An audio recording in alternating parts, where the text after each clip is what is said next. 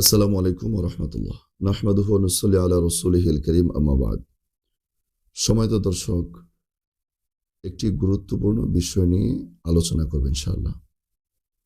সে বিষয়টি হলো, সামনে আমাদের অতি নিকটেই নিসফে শাবানের রাত্র, অর্থাৎ যাকে আমরা শবে বরাতের রাত্র হিসেবে আমরা জানি।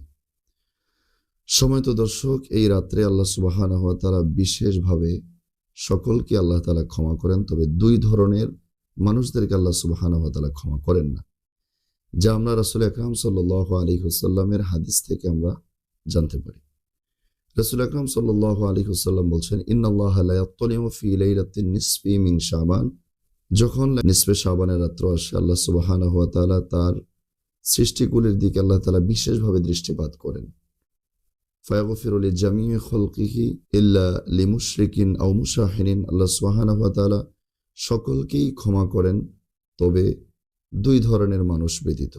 এক, যারা মুশরিক, আল্লাহ তাআলার ইবাদতের সাথে অন্য কাউকে অংশীদারিত্ব সাব্যস্ত করে, আল্লাহ তাআলার ক্ষমতার সাথে অন্য কাউকে বা অন্য কিছুকে সাব্যস্ত করে, যারা মুশরিক, যারা শিরিক করে। দুই, আও মুশাহিনিন, যাদের অন্তরে অন্য মানুষের প্রতি হিংসা বিদ্বেষ আছে, অর্থাৎ যারা হিংসা বিদ্বেষ অন্তরে লালিত করে, হিংসা বিদ্বেষ অন্য মানুষের প্রতি করে। এই দুই ধরনের মানুষ ব্যতীত আল্লাহ সুবহানাহু ওয়া তাআলা সকল মানুষকে আল্লাহ তাআলা ক্ষমা করে দিবেন।